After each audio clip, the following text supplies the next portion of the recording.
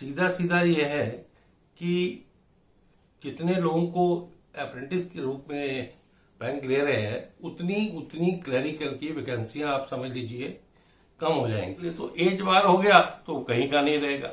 यानी आप उसको भविष्य के साथ खिलवाड़ कर रहे हैं सिर्फ अपने नंबर बढ़ाने के लिए कि आप 1 साल तक अप्रेंटिसशिप करोगे। अप्रेंटिस के नाते आप उनसे क्या क्या काम कराओगे वो सब स्पेसिफिक नहीं किए हैं। 1 साल के बाद आप उनको निकाल दोगे और उनको आप री एम्प्लॉयड करने के लिए, मतलब बैंक में ही रखने के लिए आपकी कोई गारंटी नहीं है या ना सिक्योरिटी। बैंकिंग इंडस्ट्री में एक खतरनाक ट्रेंड डेवलप हो रहा है। जी हाँ, सही सुना। सरकारी बैंक इस समय कुछ ऐसा कर रहे हैं जिससे न केवल नौकरी के अवसर कम हो जाएंगे बल्कि आने वाले समय में सिक्योरिटी का इश्यू भी खड़ा हो सकता है। असल में बैंकों ने अप्रेंटिस की भर्तियां बड़े पैमाने पर शुरू कर दी हैं। हाल ही में पंजाब नेशनल बैंक ने अप्रेंटिस के पदों के लिए 2700 भर्तियां निकाली हैं, जिसका सीधा असर क्लर्क की नौकरियों पर पड़ने की संभावना है। वहीं इसी इंडस्ट्री से जुड़े लोगों का कहना है कि इस तरह की भर्तियां SBI, central bank of India भी करने जा रहे हैं। ऐसे में बड़ी संख्या में रोजगार के अवसर कम होंगे। साफ है कि अप्रेंटिस पदों की भर्तियों का मॉडल ठीक उसी तरह है जैसे कि प्राइवेट सेक्टर में कंपनियां करती हैं। यानी सरकारी बैंक अब तीसरी श्रेणी के कर्मचारियों के लिए आउटसोर्सिंग के मॉडल को अपना रहे हैं। इससे पहले चतुर्थ श्रेणी के कर्मचारियों के लिए इसी व्यवस्था के तहत भर्तियां की गई हैं। अगर यह इसी तरह लागू हुआ तो सेना में अग्निवीर जैसा ही मॉडल होगा। बैंकों की इस कवायद का असर क्लर्क की नई भर्तियों में भी झलकने लगा है। इस बार केवल 6000 के करीब भर्तियां निकाली गई हैं, जबकि बैंकिंग इंडस्ट्री से जुड़े लोगों का कहना है कि आमतौर पर 10 से 15,000 के बीच भर्तियां निकलती थीं। हम इसे अग्निवीर मॉडल इसलिए कह रहे हैं कि बैंक भी उसी तरह अप्रेंटिस को 1 साल के लिए रख रहे हैं और उसके बाद भर्ती किए जाने वाले व्यक्ति के पास नौकरी नहीं होगी। यह ठीक उसी तरह है जैसे अग्निवीर योजना में 5 साल के लिए नौकरी है। इसके अलावा नौकरी के दौरान अप्रेंटिस को केवल 10 से 15,000 रुपये मिलेंगे। साफ है कि बैंक कास्ट कटिंग के मूड में है। ऐसे में यह कदम रोजगार, सिक्योरिटी और फ्यूचर के लिए कितना घातक होगा, इस पर इंडिया अड्डा ने बैंकिंग इंडस्ट्री से दशकों से जुड़े और वॉइस ऑफ बैंकिंग के फाउंडर अश्वनी राणा से बात की है। तो सर, इंडिया अड्डा में आपका स्वागत है। ये जो अभी पीएनबी ने अप्रेंटिस के लिए वैकेंसी निकाली है 2700, ये क्या मैसेजिंग है सर? इसका जरा अंदर की कहानी बताएं। क्या मैसेजिंग अगर कही जाए तो इस पीएनबी ने अभी निकाली है। इससे पहले स्टेट बैंक भी एक बार निकाल चुका है, दूसरी बार भी उसने निकाल दिया। सेंट्रल बैंक ने भी निकाला है और J&K बैंक, ऐसे 4-5 बैंक इस पे ऑलरेडी काम कर रहे हैं।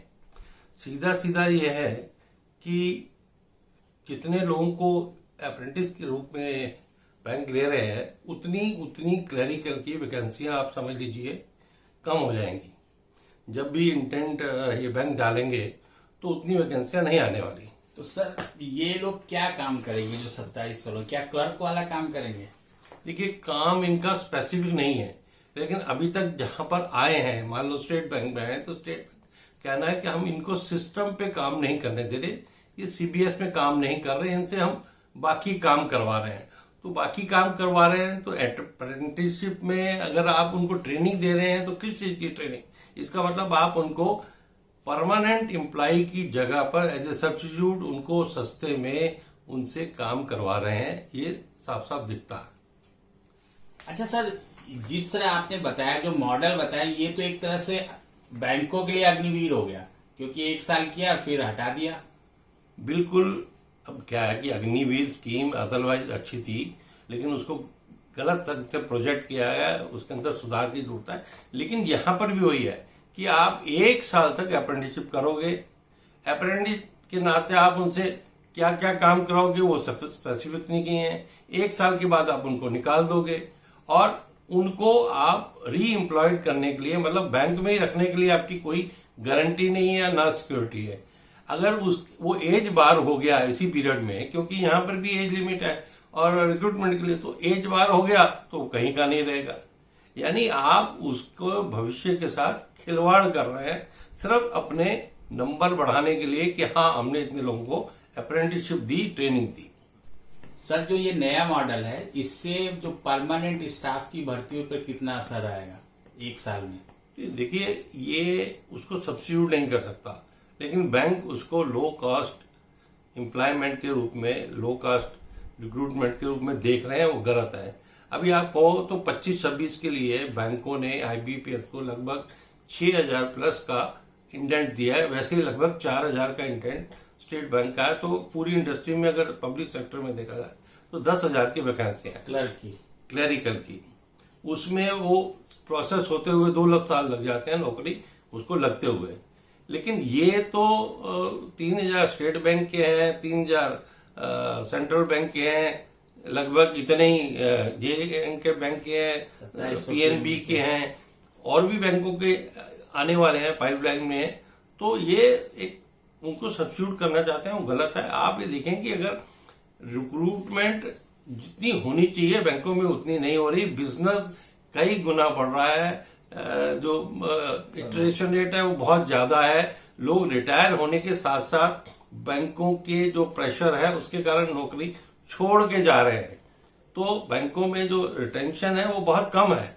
तो ये सारी चीजों को देखते हुए मुझे लगता है कि परमानेंट एम्प्लॉयमेंट ही बैंकों में, रिक्रूटमेंट ही जो है वो बैंकों के लिए उचित है। पर सर सफर कितनी है, मतलब पोस्ट कितनी नॉर्मली कितनी निकलती है अगर ये अप्रेंटिस को हटा दे क्लरिकल में? मैं बता रहा हूं ना कि कम से कम 10,000, 15,000, 20,000 लोगों की आज जरूरत है।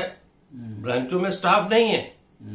आप क्या है कि आप ये कह रहे हो कि कंप्यूटर आने से या डिजिटलाइजेशन होने से, भाई कंप्यूटर पर या उसको काम करने के लिए भी आदमी की जरूरत है। बहुत सारे ऐसे फील्ड हैं जिसके अंदर काम करने के लिए जरूरत है, लेकिन वो निगलेक्ट होते हैं बिकॉज ऑफ द अंडरस्टाफ। सर इसका मतलब आप ये कह रहे हैं कि बैंक अब जो है परमानेंट भर्तियां ना करके, चाहे वो देश का सबसे बड़ा बैंक स्टेट बैंक हो या पीएनबी हो या दूसरा आपने जैसे सेंट्रल बैंक की बात की, तो ये लोग अब एक तरह से आउटसोर्सिंग पर जा रहे हैं। नहीं, बिल्कुल सीधा है। क्या है कि भाई वैसे भी जो भर्ती है, अगर पंजाब नेशनल बैंक भी अगर आप देखो तो इस बार 6,200 का कुछ शायद कुल मिला के other than state bank indent जो है आईपीपीएस को गया है भर्ती के लिए। तो वो 1,000, 1,500, इससे ज्यादा क्लर्क नहीं। इससे ज्यादा क्लर्क तो बैंकों से रिटायर हो रहे हैं। जो आउट हो रहे हैं वो रिटायरमेंट पे हो या रेजिग्नेशन पे हो या वीआरएस पे हो, उससे ज्यादा हो रहे हैं। तो आप उनकी जगह भर्ती न करके इस प्रकार से कर रहे हैं। इस स्कीम के अंदर आप उसका गलत फायदा उठा रहे हैं। अच्छा सर, ये जैसे इसमें भी इंट्रेंस एग्जाम है, रिटन टेस्ट है, इंटरव्यू, तो क्या ये उसी तरह से एट पार है जैसे क्लर्क का होता है? बिल्कुल। सबसे बड़ी बात है आप 1 साल के लिए उसको अप्रेंटिस रख रहे हैं, उसके लिए वैसा ही एलिजिबिलिटी है, जैसे वैसी क्वालिफिकेशन की है, वैसे ही एज की है जैसे क्लर्क की होती है। वैसे ही आप पहले रिटन टेस्ट लेंगे, फिर इंटरव्यू लेंगे। यानी आप पूरा प्रोसेस जो है वो अपॉइंटमेंट वाला क्लरिकल का वो कर रहे हो और अप्रेंटिस कर रहे हो, और उनको 1 साल के बाद आप नमस्ते कर दोगे। तो बैंक में इस तरह की अप्रेंटिसशिप की योजना सिर्फ मुझे लगता है कि सरकार की स्कीम जो है, स्किल इंडिया को हो या नेशनल अप्रेंटिसशिप ट्रेनिंग स्कीम जो को हो, उसमें अपने नंबर बढ़ाने के लिए बैंक ये काम कर रहे हैं। और कितनी सैलरी मिलेगी सर? सैलरी अलग अलग बैंकों ने अलग अलग की है। जैसे पीएनबी है तो गांव में 10,000 है, सेमी अर्बन में 12 है, अगर सिटी में है तो 15,000 है। उसमें भी गवर्नमेंट जो है उनको सब्सिडाइज करेगी, यानी इसमें से भी कुछ पैसा सरकार उनको उस ट्रेनिंग के अंदर देगी। एक सर सवाल और उठता है जो सिक्योरिटी का होता है कि जिस तरह से एम्प्लॉय आउटसोर्स है और जो एक ट्रेंड परमानेंट एम्प्लॉय होता है उसके माइंडसेट और आउटसोर्स एम्प्लॉय के माइंडसेट में बहुत अंतर हुआ, तो क्या सिक्योरिटी का भी कोई रिस्क है? बिल्कुल। सबसे बड़ा इसके अंदर बैंक के एंगल से सिक्योरिटी थ्रेट है, क्योंकि बैंक जो है एक फाइनेंशियल सेक्टर है।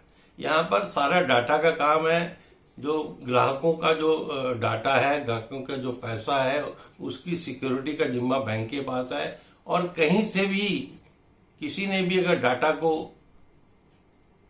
ले लिया और आगे वो शेयर कर दिया, हैक कर दिया, कुछ भी किया, तो बहुत बड़ा नुकसान हो सकता है। इसलिए आप देखेंगे बहुत सारे फ्रॉड्स के अंदर जो बैंकिंग फ्रॉड्स होते हैं उसमें ज्यादातर आउटसोर्स एम्प्लॉयों का इन्वॉल्वमेंट ही रहता है।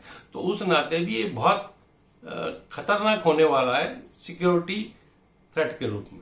वीडियो को लाइक, शेयर और सब्सक्राइब करें और हाँ, कमेंट जरूर करिए। देखते रहिए इंडिया अड्डा।